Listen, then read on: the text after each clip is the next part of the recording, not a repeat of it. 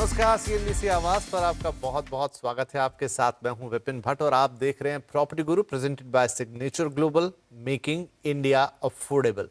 तो प्रॉपर्टी गुरु के इस विशेष एपिसोड में आज कुछ खास बातचीत होगी, क्योंकि साल का अंत होने जा रहा है। तो हम कुछ खास एपिसोड्स, कुछ खास बातचीत आपके लिए लेकर आ रहे हैं। एक कोशिश है कि देखें 2022 कैसा रहा और 2023 के लिए हम क्या कुछ उम्मीदें लगा सकते हैं देश के रियल एस्टेट मार्केट से। तो आज भी ऐसा ही कुछ लेकर आए हैं आपके लिए। खास तौर पर चर्चा करेंगे एक ऐसी रिपोर्ट की जो बहुत विस्तृत तरीके से बनाई गई है NoBroker.com की तरफ से। बहुत सारी डिटेलिंग है इसके अंदर कि कैसे देखते हैं वो पूरा 2022 जो है उसका एक समअप है, कई लोगों का सर्वे है, कई लोगों से बातचीत है और एक आउटलुक भी 2023 के लिए। और ये सारी बातचीत करने के लिए आज हमारे साथ मौजूद हैं सौरभ गर्ग, जो कि को फाउंडर हैं और साथ में चीफ बिजनेस ऑफिसर भी हैं NoBroker.com के। सौरभ जी, बहुत बहुत स्वागत है आपका प्रॉपर्टी गुरु में। और सबसे पहले तो बधाई, बहुत डिटेल रिपोर्ट आपने बना दी है, करीब करीब 78 पन्नों की। हालांकि बहुत अच्छे ग्राफिकल रिप्रेजेंटेशन है उसके अंदर, तो शायद थोड़े से पेजेस ज़्यादा लग गए। वेल, इंफॉर्मेशन भी काफ़ी ज़्यादा है। तो चलिए शुरुआत करते हैं। सबसे पहले तो मैं आपसे एक जनरल आउटलुक ही लूंगा। 2022 हम सब जानते हैं कि रियल एस्टेट के लिहाज से टर्न अराउंड ईयर रहा। हालांकि ये शुरुआत 19-20 के आसपास हुई, लेकिन शायद 2022 में रियल एस्टेट ने अपना पीक देखा। तो कैसे समअप करेंगे आप इसे? नमस्कार विपिन जी।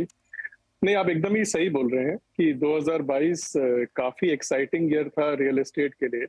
हमने बहुत ज्यादा इसमें देखा कि जो बायर्स रियल एस्टेट से बाहर रहते थे, जो कि खरीदना नहीं चाहते थे, वो बायर्स भी मार्केट में आए और काफी डिमांड आई बायर की तरफ से। ऑल्सो रेंटल की अगर तरफ देखें तो भी हमने देखा कि मार्च के बाद से जब ऑफिसेज खुलने लगे तो काफी लोग रेंटल वाले वापस सिटीज में आने लगे और काफी रेंटल का डिमांड बढ़ा। बाकी इतना हद तक हो गया कि सप्लाई डिमांड मिसमैच भी हो गया और रेंटल इन्फ्लेशन काफी ज्यादा हुआ, तो ये भी हमें देखने को मिला। और हमें काफी इंटरेस्टिंग एक चीज और मिली कि लोगों का जो कि कोविड के टाइम थोड़ा सा रुख चेंज हो गया था कि आउटसाइड सिटी रहने के लिए तैयार थे, सबर्ब्स में रहने के लिए तैयार थे, वो वापस ऑफिस के पास ही प्रॉपर्टी देखने की कोशिश करी, चाहे वो परचेज के लिए है चाहे वो रेंटल के लिए है। लेकिन ओवरऑल बहुत ही पॉजिटिव ईयर था और काफी अच्छा परफॉर्मेंस हुआ इस साल में। एंड हमारा यही उम्मीद है कि आगे भी ऐसा कंटिन्यू रहेगा। तो आपकी रिपोर्ट के अंदर जो शुरुआती की ट्रेंड्स हैं उसमें कुछ एक बातें हैं जिन्हें हम डिस्कस करना चाहेंगे। जैसे लग्जरी सेगमेंट जो राइट। बिल्कुल नहीं चलता था, वो यहाँ चलता हुआ दिखाई दिया। और साथ में जो एनआरआई इंटरेस्ट है वो भी 2022 में काफी ज्यादा आया। और ये जो सारे रीजन मिले कि हमें इतने अच्छे नंबर्स शायद at the end of the year देखने को मिल रहे हैं। बिल्कुल आप सही बोल रहे हैं। तो ओवरऑल बायर सेंटिमेंट काफी पॉजिटिव था। बट अगर हम लग्जरी सेगमेंट को देखें तो उसमें तो बहुत ही ज्यादा डिमांड आई है। अगर हम 80 लाख प्लस वाले सेगमेंट को देखते हैं वो काफी फास्ट ग्रो करा, बल्कि 3 करोड़ प्लस सेगमेंट को देखते हैं वो तो 3 टाइम्स ज्यादा हो गया। तो इसमें काफी डिमांड है। इसका रीजन हमें लगता है कि लोगों को लगा कि अभी इन्वेस्टमेंट के लिए ये अच्छा टाइम है। क्योंकि अगर हम इन्वेस्टमेंट भी देखें तो अब की बार 18% लोगों ने बोला कि रियल एस्टेट में इन्वेस्टमेंट के लिए खरीद रहे हैं, निजी यूज के लिए नहीं खरीद रहे हैं, which is actually highest in the last 5 to 6 years। हमने हमेशा देखा है कि ये लेस देन 10% लोग बोलते हैं कि इन्वेस्टमेंट के लिए देख रहे हैं, बट अब की बार 18% लोगों ने बोला कि हम ये माने सौरभ जी के एक फेंस सिटर जैसा आपने कहा वो तो आगे आया ही आया, एक एंड यूजर है वो आगे आया, लेकिन जो इन्वेस्टर जो ऑलमोस्ट बाजार से गायब हो चुका था और एक रियल इन्वेस्टर, हम स्पेकुलेटर की बात नहीं कर रहे, वो भी बाजार में बढ़ता हुआ दिखाई दिया। राइट? बिल्कुल बिल्कुल आप सही बोल रहे हैं। और इसमें एक रीजन ये भी है कि रेंटल यील्ड्स भी काफी बढ़ गए हैं। तो अगर आप देखेंगे कि मार्च के बाद से जैसे ही डिमांड आया तो क्या हुआ कि पिछले 2-2.5 साल में सप्लाई मार्केट में नहीं आई है और डिमांड जैसे ही सारे के सारे एम्प्लॉयज वापस आने लगे तो काफी डिमांड आई, तो एकदम से मिसमैच हो गया सप्लाई और डिमांड का, तो काफी रेंटल यील्ड्स बढ़ गए। एंड ये भी मतलब बेंगलुरु जैसे शहर में कई कई जगह तो रेंटल यील्ड्स 4 से 5% हो गए, जो कि हमेशा 2.5-3% रहते थे। तो अब एक इन्वेस्टर को अगर दिख रहा है कि 4 से 5% रेंटल यील्ड मिलने वाली है प्लस कैपिटल एप्रिसिएशन भी मिलने वाला है, तो उसे लगा कि ये काफी सेफ और अच्छा इन्वेस्टमेंट है, बिकॉज ओवरऑल रिटर्न्स काफी हेल्दी होने वाले हैं। राइट। तो सारे ट्रेंड बदलते हुए नजर आ रहे हैं, इन्वेस्टर भी आ गए। रेंटल यील्ड 5% का तो हम मतलब सिर्फ बातें कर सकते थे, लेकिन आप कह रहे हैं बेंगलुरु में दिखाई दिया। और ये रीजन रहा, बहुत सारे लोग आए निकल के 5% की रेंटल यील्ड और कैपिटल अप्रिसिएशन डेफिनेटली। अच्छा, एक आपकी रिपोर्ट ये भी कह रही है कि जो लैंड है, वैसे तो डिमांड में रही है हमेशा, हर कोई लैंड खरीदना चाहता है, लेकिन इसी दौरान इसी साल के अंदर उसके लिए भी काफी डिमांड्स आई और आपने कहा कि क्या छोटा डेवलपर, आपकी रिपोर्ट कह रही क्या बड़ा डेवलपर, हर कोई एक लैंड प्रोजेक्ट भी लॉन्च करता हुआ या लेकर आता हुआ दिखाई दिया। बिल्कुल, एकदम सही बोल रहे हैं आप। तो इंडियंस जैसे हम लोग जो है ट्रेडिशनली हम लोग सब लैंड में काफी बिलीव करते हैं एंड ज्यादातर लोग जो कि मिडिल क्लास हैं, छोटे टाउन से आए हैं, वो हमेशा लैंडेड प्रॉपर्टी में ही रहे हैं। लेकिन अभी तक क्या था कि मजबूरी थी कि आप अगर शहर में हैं जैसे कि बैंगलोर या बॉम्बे, तो आपको लैंड प्रॉपर्टीज मिलती नहीं थी। लेकिन इस साल में अगर आप देखेंगे तो बहुत सारे डेवलपर्स ने लैंडेड प्रॉपर्टी लॉन्च किया, which is a gated landed property, जिसमें कि क्लब हाउस भी है और आपको प्लॉट मिल रहा है जिसपे आप अपना अपना प्रॉपर्टी कंस्ट्रक्ट कर सकते हैं, अपना घर कंस्ट्रक्ट कर सकते हैं। तो काफी ज्यादा डिमांड दिखाई दी हमें लैंड की, स्पेशली सदर्न सिटीज में। तो जैसे कि बैंगलोर, चेन्नई, हैदराबाद, इन सिटीज में काफी ज्यादा डिमांड दिखाई दी। तो ऑलमोस्ट मतलब 12 से 15% बायर्स जो हैं वो कि उन्होंने लैंड का प्रेफरेंस बोला कि हमें फर्स्ट प्रेफरेंस हमारा लैंड है, अगर लैंड मिलेगा तो हम वो लेना पसंद करेंगे, विच इज एक्चुअली अनप्रेसिडेंटेड। हमने आज से पहले कभी देखा नहीं। सौरभ जी, एक रीजन आमतौर पे लैंड्स के नंबर हमें नहीं मिलते हैं सेल्स के, क्या कोई आइडिया आपको कि इस साल इस प्लॉट के सेल का नंबर कैसा रहा होगा? आमतौर पे हमारे पास यूनिट सेल्स के तो नंबर होते हैं, लेकिन इसका कोई डेटा नहीं होता। हमारे पास एग्जैक्ट नंबर नहीं है कि कितना बिका है, बट हमने देखा कि अब की बार लॉन्चेस जो है 100% और डबल डबल थे पिछले साल से। ओके, तो इसलिए मुझे लगता है कि सेल्स भी इनकी डबल हुई होगी। राइट। तो चलिए, एक और ट्रेंड नया यहाँ जो दिखाई दिया कि भाई आप लोगों को अब घर तो पसंद आ ही रहे थे, लेकिन साथ में जमीन की तरफ भी उनका झुकाव बढ़ा। और जैसे सौरभ जी कह रहे हैं, खासतौर पे सदर्न सिटीज में, ऐसा नहीं है बेंगलुरु में प्लॉट्स की डिमांड रही है, लेकिन वो कह रहे हैं 100% जंप उसमें, और साथ में इतने लॉन्चेस, तो ये भी नया ट्रेंड है। सौरभ जी, और आगे बढ़े आपकी रिपोर्ट में, तो बायर डेमोग्राफी में मैं जो देख पा रहा हूँ यहाँ पर कि करीब करीब 60% के आसपास जो घर खरीदार रहे वो 25 से 50 साल की उम्र के दरमियान के लोग रहे, और इसमें से भी आधे से ज्यादा लोग वो रहे जो प्राइवेट सेक्टर में थे। ये एक कोरिलेशन अगर आप हमें समझाएं थोड़ा। तो देखिए, इसका एक तो हमने देखा कि कोविड के बाद से जो कि एंड यूजर है उनमें से काफी लोग इस मार्केट में एंटर करे जो कि पहले नहीं खरीदते थे, पहले सोचते थे कि रेंट पे ही रहेंगे। बट अभी जब हम देख रहे हैं कि रेंटल यील्ड काफी बढ़ गई है, अगर 4-5% रेंट देना है तो लोग कैसे कैलकुलेट करते हैं कि मेरे को रेंट कितना देना है वर्सेस मेरे को ईएमआई कितना देनी है। और अगर 4-5% अगर आपका रेंट है एंड आपका इंटरेस्ट रेट 8-8.5% है बढ़ने के बाद भी, तो that difference is very less. So people calculate that and से कि इतना रेंट देने के बजाय तो मैं घर खरीद ही लेता हूँ। तो अगर आप देखेंगे हमारी रिपोर्ट में, काफी large percentage of people who are planning to buy, उनका बड़ा रीजन ये है कि रेंट बहुत बढ़ गए हैं, इसलिए वो खरीदना चाहते हैं। तो ये जो मिलेनियल जनरेशन है जो कि पहले एकदम बाहर रहती थी, suddenly they are inside, they have also felt कि ये काफी सेफ एसेट है और वो अब इसको खरीदना चाहते हैं। एक और इंटरेस्टिंग फिगर जो आपकी रिपोर्ट में दिख रहा है कि जो जेंडर बायर्स है यहाँ पे, तो 65% मेल बायर्स हैं एंड 35% फीमेल बायर्स हैं। मेरे हिसाब से जो फीमेल बायर्स है एक अच्छा नंबर है। मेरे पास कोई कंपैरेटिव डेटा नहीं है तो मैं नहीं कह सकता, लेकिन आप बताएंगे क्या महिलाएं इतनी संख्या में पहले निकली घर खरीदने के लिए? नहीं, आप सही बोल रहे हैं कि आई थिंक विमेन का काफी ज्यादा ट्रेंड है कि वो घर खरीदती हैं। अभी उनको लगता है कि पहले जो इन्वेस्टमेंट वो करते थे, चाहे वो ज्वेलरी में करते थे या स्टॉक मार्केट में करते थे, उससे बेटर इन्वेस्टमेंट रियल एस्टेट है क्योंकि काफी सेफ है। और अगर आप ये भी देखेंगे कि घर खरीदने में विमेन को थोड़ा सा एडवांटेज भी है स्टैम्प ड्यूटी में, इंटरेस्ट रेट पे, तो वो भी इसमें एक रोल प्ले करता है। तो हमने देखा कि काफी भारी तादाद में अपनी बार विमेन बायर्स आई हैं। ये ट्रेंड हमें पिछले 1-1.5 साल से दिख रहा है कि विमेन अभी बायर्स की तरह मार्केट में आने लगी। चलिए, एक अच्छी बात है, जेंडर बायस यहाँ पे कम होता हुआ। ये बात भी आपकी सही है कि कई बार वो रजिस्ट्रेशन के जो बेनिफिट्स हैं या कई बार लोन बेनिफिट्स है, उसलिए भी वो महिलाओं के नाम पे रजिस्ट्री होती है और वो नंबर भी यहाँ पे रिफ्लेक्ट जरूर हो रहा होगा। सौरभ जी, यहाँ पर जो बायर प्रेफरेंस है उसमें आपने लोगों से जो भी सर्वे किया, तो 2022 में आपके हिसाब से 86% लोगों ने कहा कि वो हाँ घर खरीदना चाहते हैं, ये अच्छा समय है। और अगर वो 23 के लिए भी आपने सवाल पूछा है तो ऑलमोस्ट 80% के आसपास लोग कह रहे हैं कि हाँ वो खरीदेंगे। जबकि आप देखिए प्राइजेस अब धीरे धीरे ऊपर की तरफ चले गए। इंटरेस्ट रेट को तो हमने बहुत ज्यादा बढ़ते हुए देखा है 2022 के अंदर, Right. लेकिन बावजूद इसके जो वो एक ट्रेंड शुरू हुआ घर खरीदने का, या वो जो मोमेंटम आया, वो कहीं टूटता हुआ नहीं दिख रहा है इस सर्वे के मुताबिक। बिल्कुल, आप सही बोल रहे हैं।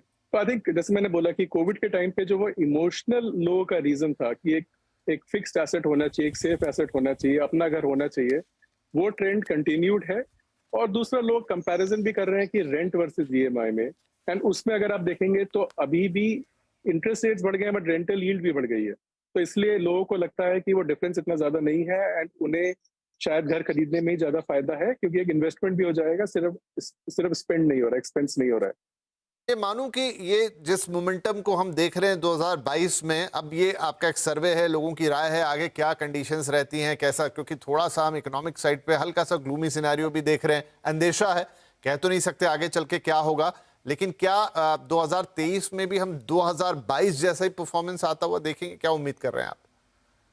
बिल्कुल, हमारी तो यही उम्मीद है कि unless something very drastic happens in the economy, जो कि मुझे लगता है कि थोड़ा-सा फार फेच्ड है और इकोनॉमी शायद ठीक-ठाक ही करेगी। तो मुझे लगता है ये ट्रेंड कंटिन्यू रहेगा, डिमांड बायर्स की तरफ से रहेगी एंड लग्जरी में भी मुझे लगता है कि डिमांड इसी तरह से कंटिन्यू करेगी and 2023 should be as good as 2022 और might be even better than this. चलिए, तो उम्मीद तो यही रहेगी, जबकि हमने देखा कि इंटरेस्ट रेट जो कि एक बहुत बड़ा फैक्टर होते हैं, कई लोग तो सिर्फ इसलिए आए प्रॉपर्टी लेने के लिए कि 6.5% के आसपास का इंटरेस्ट रेट कभी हाल फिलहाल में तो आपने देखा सुना नहीं था, तो वहां से एक ईज ऑफ बाइंग हो जाता है, ईएमआईज आपके पॉकेट के हिसाब से हो जाते हैं और थोड़ा सा मोमेंटम आपको मिल जाता है। और साथ ही ये भी है कि अब यहाँ से थोड़े भाव भी ऊपर गए, लेकिन ये दोनों ही चीजों ने कोई ब्रेक तो नहीं लगाया, तो उम्मीद तो कर सकते हैं 2023 में भी ये राइड जारी रहेगी। एक छोटा ब्रेक ले लेते हैं। वेलकम बैक, सीएनबीसी आवाज पर आप देख रहे हैं प्रॉपर्टी गुरु स्पेशल। बात हो रही है कि 2022 कैसा रहा और 2023 के लिए हम क्या उम्मीदें कर सकते हैं।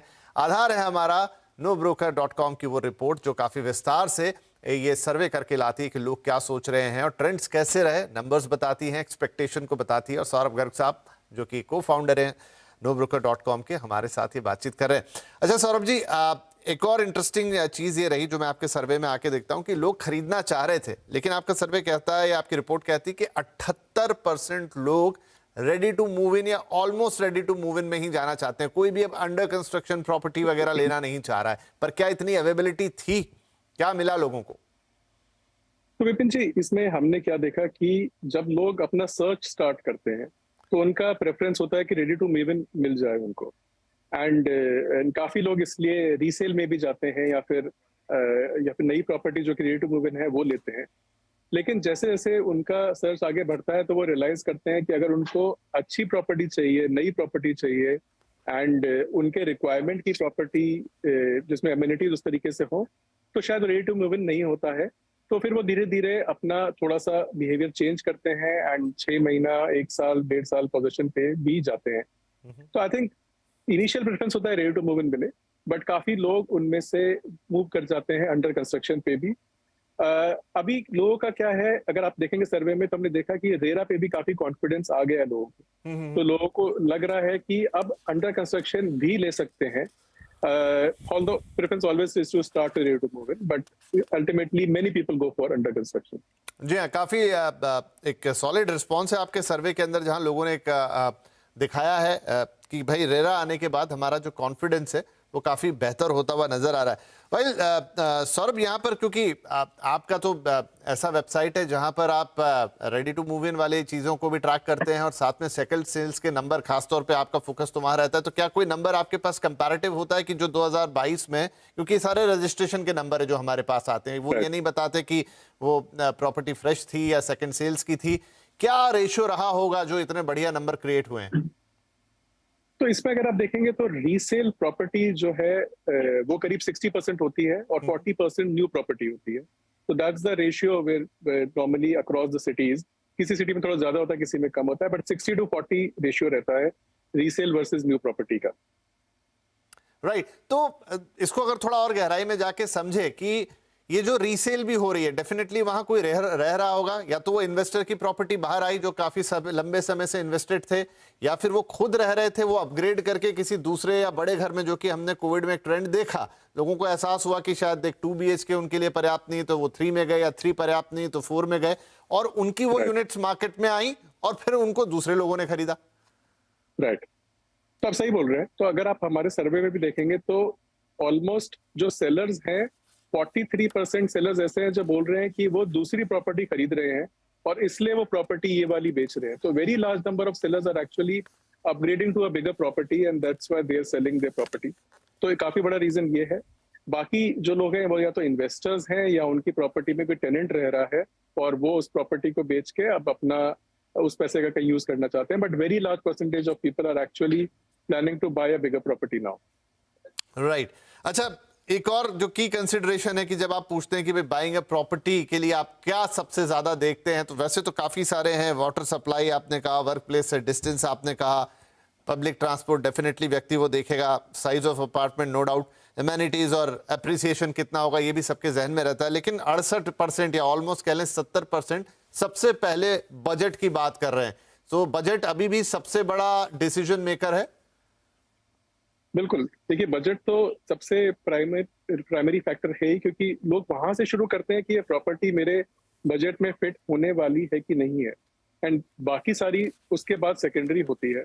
लेकिन जैसे कि जो सदर्न सिटीज अगेन जैसे बैंगलोर, चेन्नई, जहाँ पे थोड़ा वाटर इश्यूज भी रहते हैं, तो वहाँ पे काफी लोग वाटर सप्लाई को लेके चिंतित रहते हैं।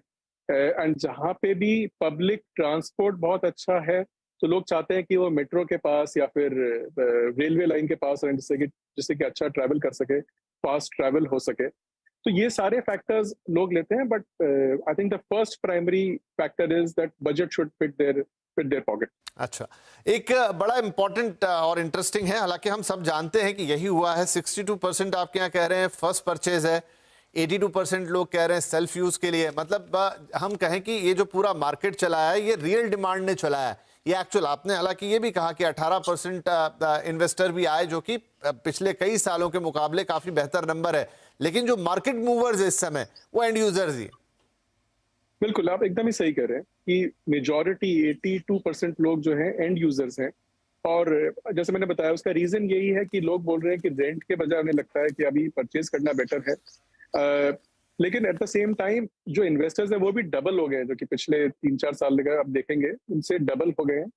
But majority users are and users who want to purchase this property for their own use, खुद जाके उस प्रॉपर्टी में रहना चाहते हैं।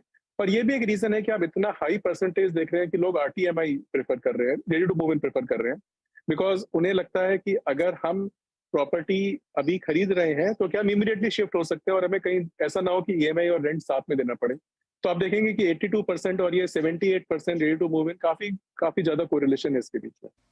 राइट। तो सम अप करते हैं सौरभ, क्योंकि काफी सारे इंटरेस्टिंग फैक्टर, रेंटल पे भी ये आपकी रिपोर्ट काफी बातचीत करती है, लेकिन आज हमारा फोकस हमने होम बायर्स के ऊपर ही रखा। अब यहां से आगे बढ़ते हुए, हालांकि आपने पहले जिक्र किया कि 2023 के लिए आउटलुक अच्छा है, लेकिन देखिए अब लोगों का इन्वेस्टमेंट इंटरेस्ट भी बढ़ रहा है। आपकी रिपोर्ट ये भी कह रही है कि लोग 84% लोग ऐसे हैं जो रेजिडेंशियल में इन्वेस्ट करना चाहते हैं, मतलब वो अभी भी एक घर को ही इन्वेस्टमेंट का पर्पस बनाएंगे रादर देन कमर्शियल प्रॉपर्टी या लैंड। तो ये ट्रेंड भी बढ़ रहा है अभी भी लोगों को वो बात। और देखिए फिर से थोड़ी बहुत बातें कोरोना की होने लगी हैं, तो वो दिमाग से अगर किसी के निकल भी गया तो फिर से वो घंटी बजेगी कि ना मुझे अपना घर चाहिए, सुरक्षा चाहिए। तो इंस्पाइट के इंटरेस्ट रेट ऊपर हैं, अभी हमें नहीं पता और कितने ऊपर जा सकते हैं, थोड़ा बहुत तो जाने की गुंजाइश बनती है। प्रॉपर्टी प्राइजेस क्योंकि सारी कमोडिटीज इतनी महंगी हैं, तो मॉडरेट ही सही लेकिन इंक्रीज आएगा ही आएगा। एक होम बायर के लिए यहां पर क्या रहेगा, फिर थोड़ा कंफ्यूज होगा, वो अपना डिसीजन कैसे ले 2023 में जाते हुए। देखिए, मेरे को लगता है कि हम लोग अभी एक रियल एस्टेट की अपसाइकिल में हैं। हमने अगर आप पिछला 8-10 साल देखेंगे तो रियल एस्टेट काफी म्यूटेड था मल्टीपल रीजंस की वजह से, बट इतना हमने ग्रोथ देखी नहीं थी उसमें। तो अभी रियल एस्टेट एक अपसाइकिल पर आया है, एंड ऑल्दो इंटरेस्ट रेट्स बढ़ गए हैं, लेकिन at the same time rental yield भी बढ़ गई है, तो उसका डिफरेंस काफी नैरो हो गया है। एंड इन्फ्लेशन की जहां तक बात करें तो इंडिया में अगर आप देखेंगे तो इंडिया के लिए इस तरह का इन्फ्लेशन कोई बहुत अननोन नहीं है। हमने पिछले 10-15 साल में इस तरह का इन्फ्लेशन देखा हुआ है। तो इस तरह को अगर आप मद्देनजर रखेंगे तो ये काफी अच्छा टाइम है इन्वेस्ट करने के लिए, अच्छा टाइम है खरीदने के लिए। एंड काफी सारे नए प्रोजेक्ट्स भी लॉन्च हो रहे हैं, नए डेवलपर्स भी नए प्रोजेक्ट लॉन्च कर रहे हैं, जो कि काफी ऑप्शंस एक इंडिविजुअल को देते हैं। तो मेरे ख्याल से तो 2023 काफी अच्छा टाइम है इन्वेस्ट करने के लिए, क्योंकि आगे चल के चाहे आप इन्वेस्ट अपने लिए कर रहे हैं, खरीदने अपने लिए निजी यूज के लिए कर रहे हैं या इन्वेस्टमेंट के लिए कर रहे हैं, आपको इसमें अप्रिसिएशन मिलेगा और अच्छा रिटर्न आने की पूरी उम्मीद है। चलिए, तो इसी उम्मीद पर हम आपको शुक्रिया कहेंगे कि आपने वक्त निकाला और काफी इंटरेस्टिंग फैक्ट्स हैं इसके अंदर। नो डाउट ये रियल फैक्ट्स हैं, नंबर्स हैं, और प्लस क्या लोगों की उम्मीदें हैं। हालांकि बहुत सारा सिनेरियो है, बहुत सारा चेंजिंग सिनेरियो है, उसमें इंटरेस्ट रेट हो गए, प्राइजेस हो गए, थोड़ा इकोनॉमिक आउटलुक हो गया, वो सारी चीज़ों के मद्देनजर। लेकिन सौरभ को लगता है कि ये मोमेंटम जो है वो जारी रहने वाला है 2023 में भी। और जो भी कारण अभी हमने देखे पिछले 1.5-2 साल के अंदर, क्यों लोग शिफ्ट हुए वापस से घर खरीदने की सोच पर, और वापस से क्यों हमने इतने नंबर्स क्रिएट होते हुए देखे, तो शायद वो भी 2023 में नजर आए। खैर, 2023 में जब जाएंगे तो एक्चुअल नंबर्स भी आएंगे, तब उन पे दोबारा बातचीत करेंगे। लेकिन फिलहाल के लिए आपका बहुत शुक्रिया, आपने वक्त निकाला, और हैप्पी न्यू ईयर आपको भी और हमारे सभी दर्शकों को भी।